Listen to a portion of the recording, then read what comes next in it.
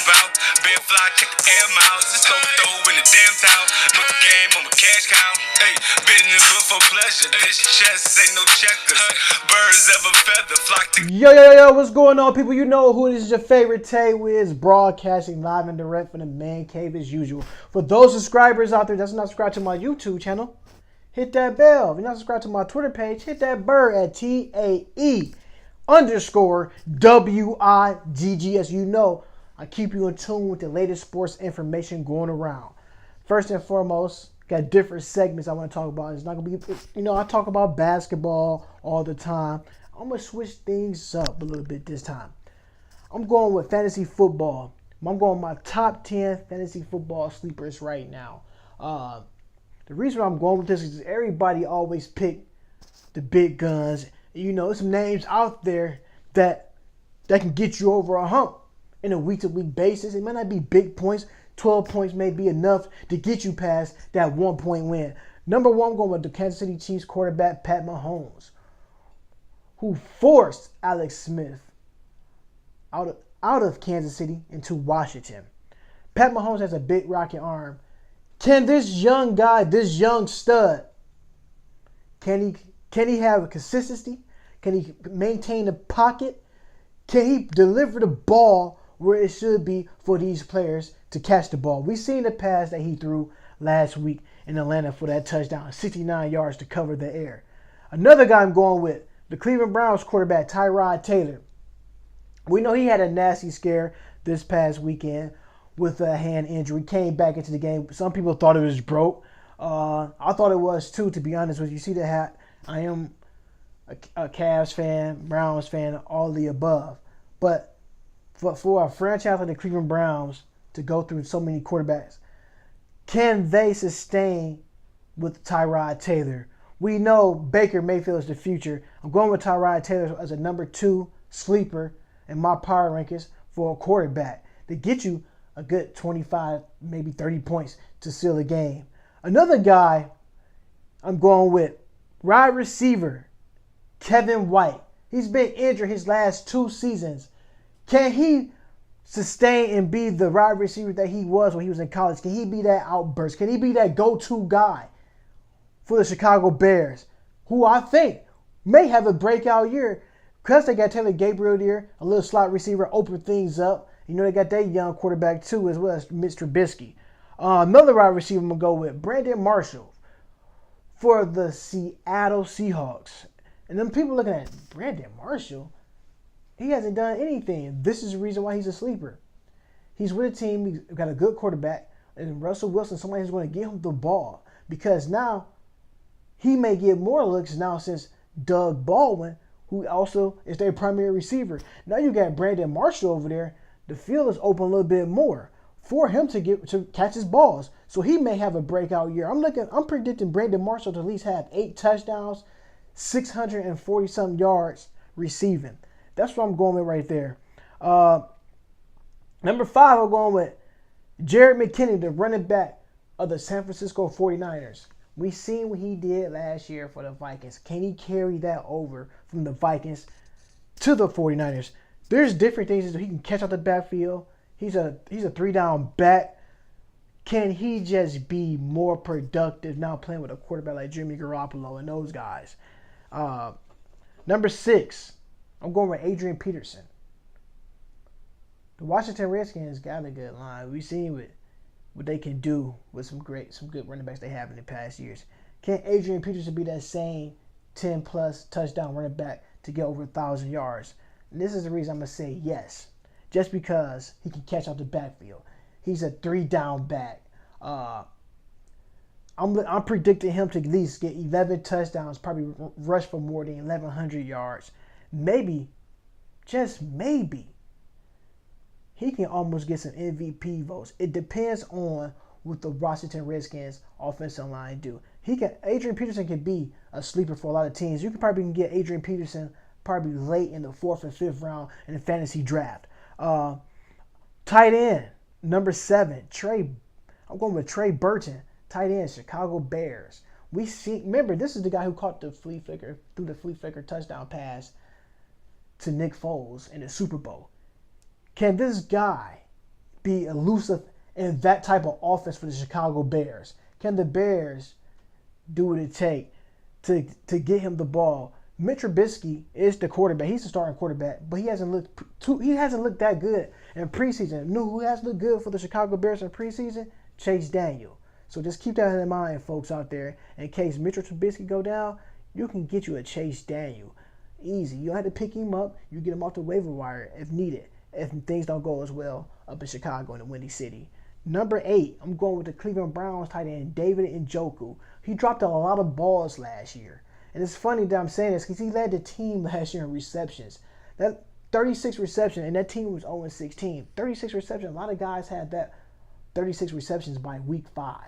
So just keep that in mind. David Njoku, the Cleveland Browns. You're looking for a tight end. He may come off your board late. I would say 6-7 rounder as a tight end. Another wide receiver I'm going with is Josh Doctson for the Washington Redskins. Can this guy be the next thing? Can he have a breakout year? This could be his year with a quarterback like Alex Smith who can deliver him the ball. He can do a little bit of everything. Can he be an outbreak? I'm looking for this guy to score about 9 touchdowns and maybe probably a shade. I'm gonna say 996 receiving yards. He gonna miss 1,000 yards by 4 yards. And another one, since Marcus Lee, the Jacksonville Jaguars receiver, went down with appearance it may be a very gruesome injury. I'm looking for a guy to step up, probably to fill some shoes in that. And this is a sleeper right here. This is a real sleeper, and people like, I'm going with Shane Wynn, wide receiver, kick return, punt return man for the Jacksonville Jaguars. Seen this guy play in Indiana, did some nice things in the university. He's a Cleveland homegrown kid. He played at Glenville. Just think about it. Marcus Lee go down, you need a wide receiver, but your last pick, probably 11th or 12th round, go with Shane Wynn. Trust me. That's my fantasy football top 10 sleepers. Another thing I want to talk about, Serena Williams in the cat suit in the French Open. The French Tennis Federation president, Bernard Guiducelli, banned the cat suit. I'm trying to figure out, why would you ban her suit? I feel like as an athlete, men and women, you can wear what you want. You got to express yourself. Maybe she put this suit on, you know what? And she got superpowers. Best probably feel like, she said she feel like she on Wakanda. On Black Panther with the cat suit on. And you banned her suit. We know Wimbledon, the tennis matches, we know they wear all white because that's what they do. That's their dress code. But for the president of the French Federation to come out and single her out, this is your moneymaker. If I was Serena Williams, I would say, you know what? But she probably not do that. She gonna take the high road. That's what she does.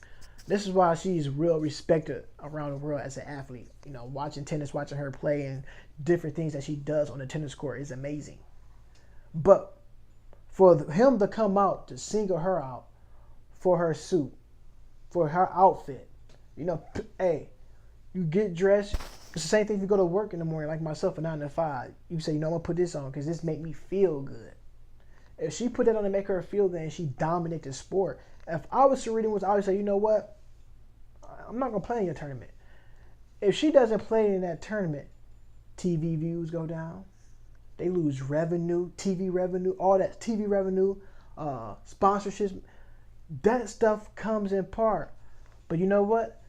The player and the woman that Serena Williams is, you know what she's going to do? She's going to put on something else. She's going to send a message, and she's going to dominate. She's going to dominate. And she's going to get the last laugh, because if Serena Williams doesn't play in this tournament, who other tennis stars would you watch? It's almost like, I would say about 10 years ago, when Tiger Woods was at the top of his game. And when Tiger Woods got into these little incidents, getting injury and all this stuff, the viewers of golf went down. Once Tiger Woods came back to golf, and you know, his last couple of tournaments, you know, finished top 8, some maybe it's 2, the viewers went up. People come to see Tiger. They want to see him on Sunday with that red Nike shirt on. That's what they came to see. But for him to come out and single Serena Williams like that, man, I thought that was very disrespectful to her. Because I feel like he just did that. Trying to make it where, like, you know, I'm the president of this league, anything goes. If I was the other players, men and women, in this tournament, you know what? I would have everybody in the tournament that's playing. Hey, you know what? Since Serena can't wear a black cat suit, how about all the guys, women, we wear all black too as well and show our solidarity. They not doing stuff like that. She's at top. She's one of the best at top of her game. So that's how I feel. I feel like the French Federation president should do something else. It's just establish a dress code, what you want these players to wear, because I just feel like it was a slap in her face that you said she couldn't wear this. And women wear all types of stuff playing tennis. So kudos to Serena Williams taking a higher role and said it was okay. And you know what she's going to do. She's going to win the thing.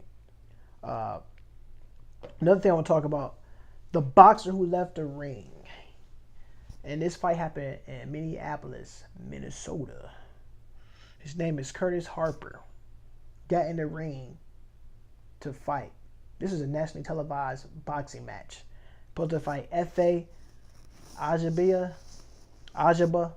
If I pronounce his name wrong, I'm sorry about that. Got in the ring. 1 second after the bell rang, he walks out. People were mad. People was laughing. The reason that he said he walked out the ring because he felt like for that fight he wasn't getting paid enough. But, you know, everybody got their different circumstances on he should have did or how he should have did it. You still should have fought. You still should have got paid for the fight. Of course, you still want to get paid for the fight. I just feel like the way you went about it, to me, was wrong. You could have won the ring, fought round one, gave the people at least a round. You gave them 1 second. You walked in the ring, under the rope, ding ding, and you walk back out.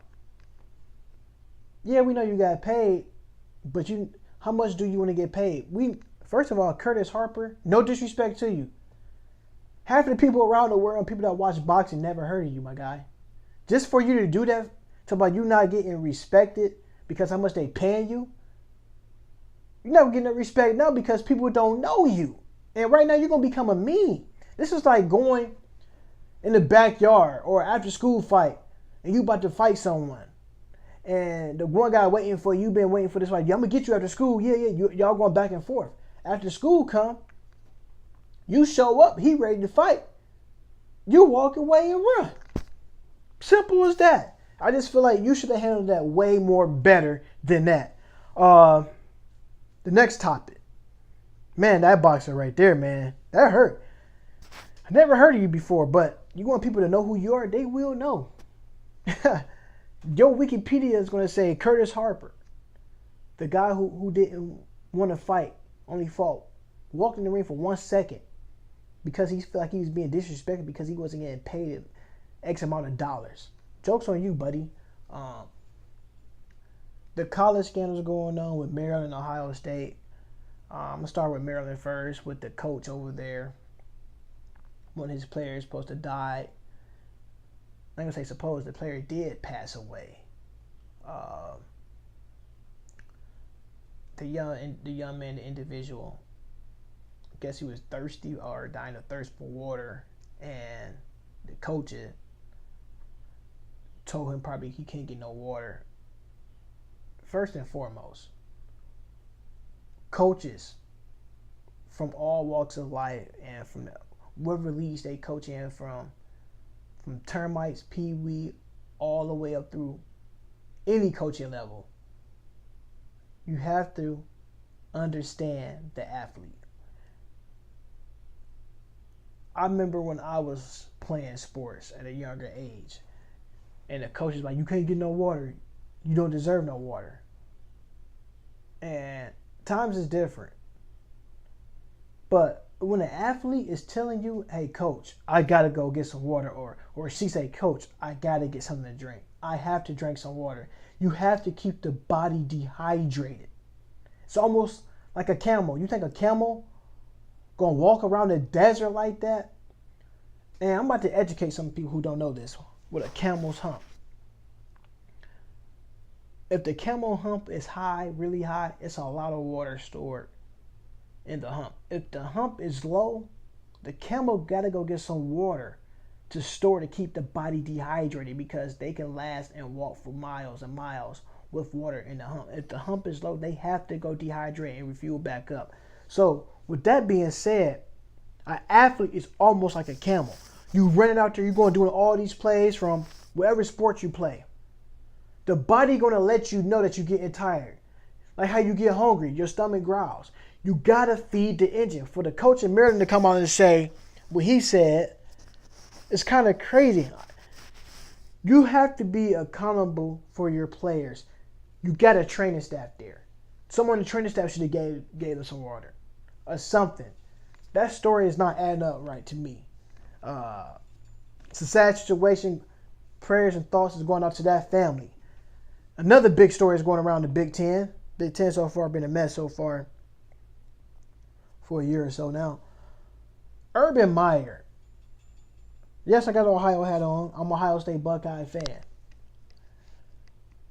Hear me out on this, people. Some may take this the wrong way. Some people may say you right. But it's always two sides to the story, like it's two sides to a coin. And what I'm hitting at this is where Urban Meyer, that Earl Bruce grandson, that they've been knowing, he been having domestic abuse, violence, and all this stuff since 2015. Do I feel like Urban Meyer knew about what was going on? Yes. Yes, I do. Yes, I do. But I'm going to keep it 100. I'm not taking no sides. When Urban Meyer said he told the AD Gene Smith about what happened, and they said it was police reports, and the first thing that goes back, of course, it's gonna go back on Urban Meyer because he's the main person of this picture, because he represents the Ohio University football team.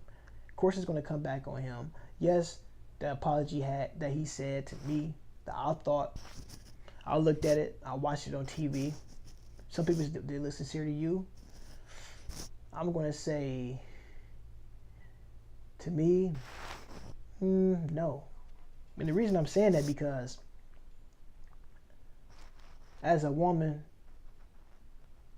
getting beat on like a punching bag, they say it's go back to 2015. May go back further than that. We would never know. Only she would know. But I feel like Urban Meyer handled the situation. He could have did better what he did.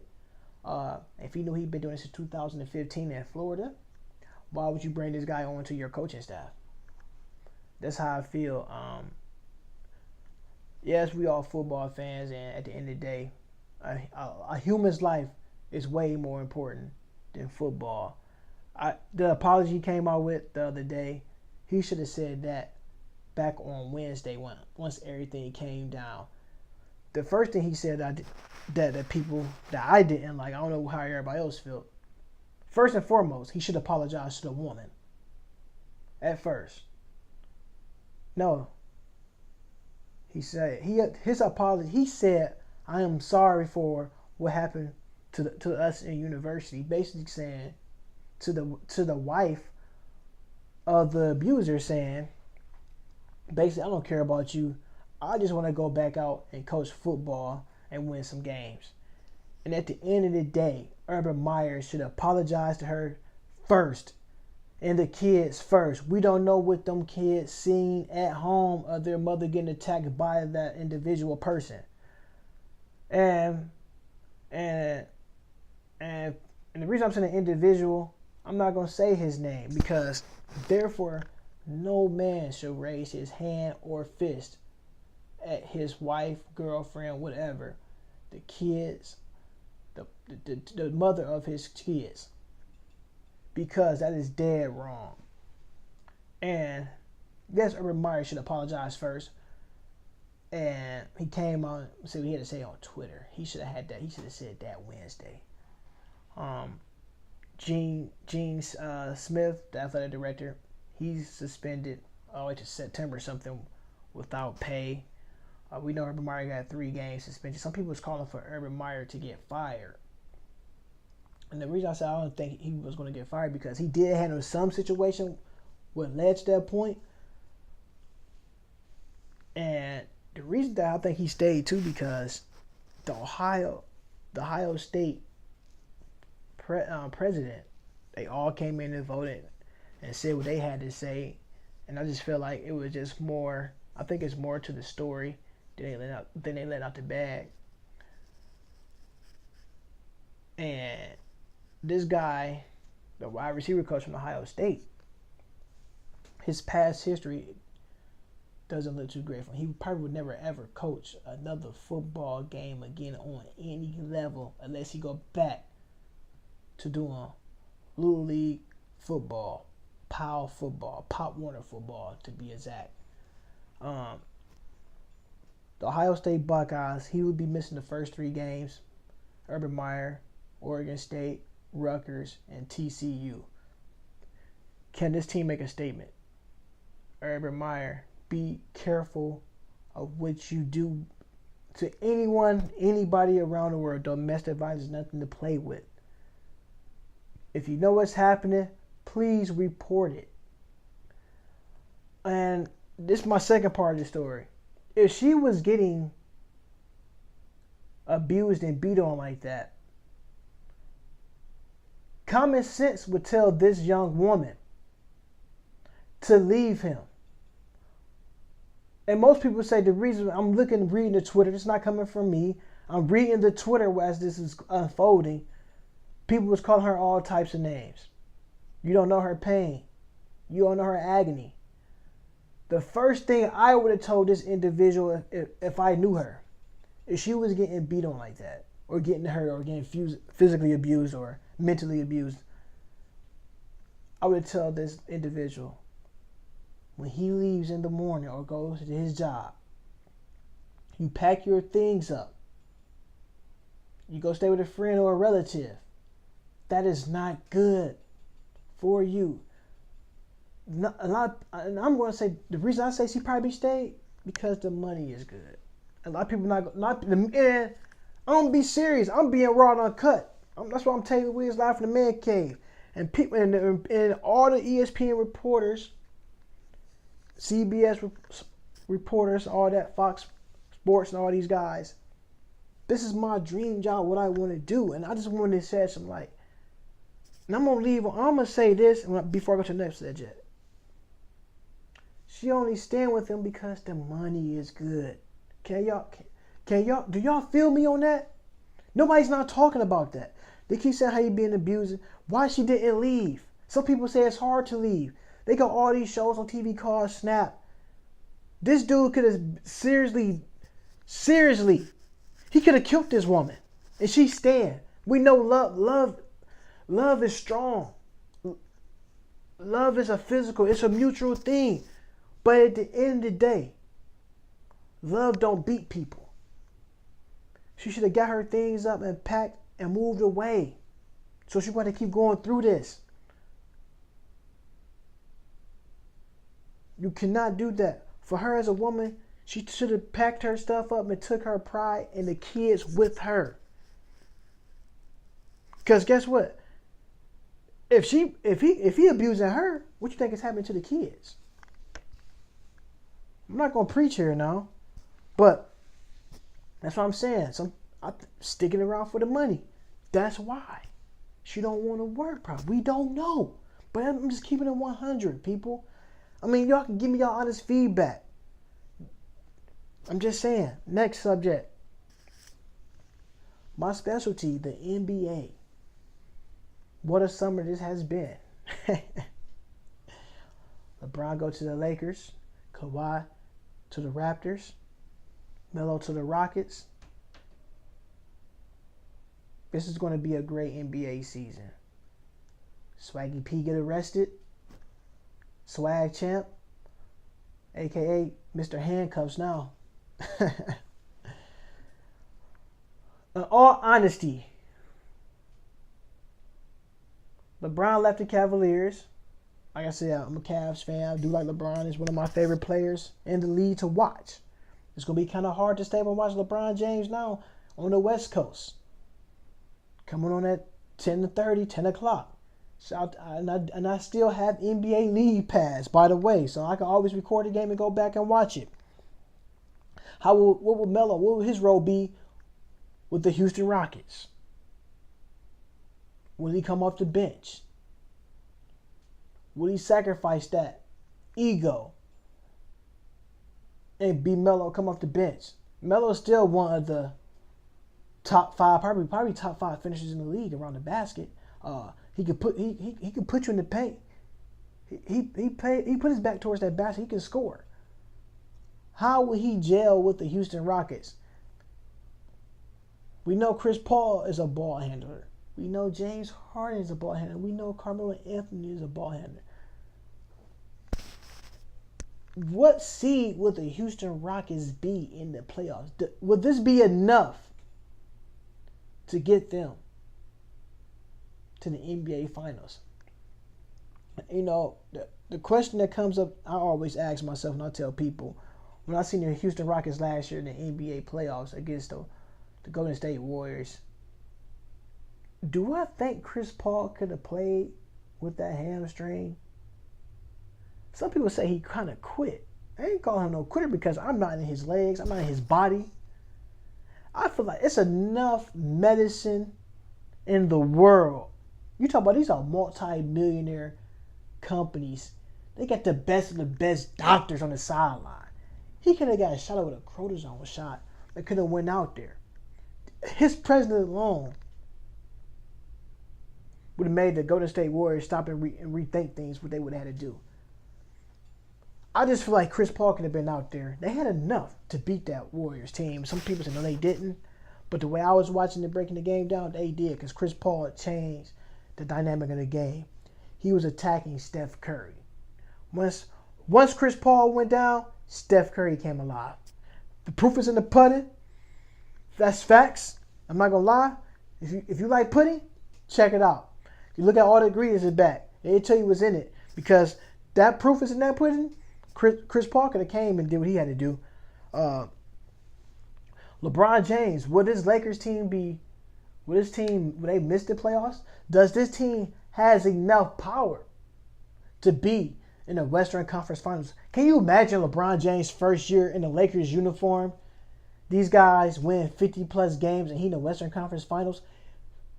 Can you say MVP over there? Now, if he win MVP in the Western Conference Finals, that'd be crazy, because I can't think of any other player that won an MVP in both conferences. I can't name one. And, I'd be having all the facts. If I had to throw one of them, I probably would say be Kareem Abdul-Jabbar. Probably when he played for the Milwaukee Bucks, then went to the Lakers. I don't think so. Like I said, you can't name a player. It's going to be real interesting with how the NBA is going to unfold, looking at different things. The Boston Celtics, what would they be like? This is their conference. The Eastern Conference goes either through Boston or Philadelphia. It depends. If Kawhi Leonard play like Kawhi Leonard and Spurs, maybe that Toronto Raptors could be an Eastern Conference matchup with the Boston Celtics. This Boston Celtics team may be one of them. I'm going to say they're the deepest team in the league. Hands down.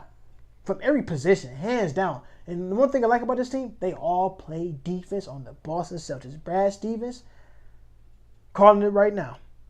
Coach of the year. Coach of the year. Hands down, Coach of the year. How will the Cavaliers look? I'm going to say right now, with the pieces that they have, I'm going to say Cavaliers sneak into the playoffs as an 8 seed. And Tyronn Lue get some Coach of the Year voting. Team is still talented. Can we see a Kevin Love game? He put up a 20 and 20. You may see about 7 of those this year. Since you can bet on everything now in Vegas, I would bet on that. 7 of those 2020 games because he got one coming. The Los Angeles Lakers, LeBron James. MVP, LeBron James. I'm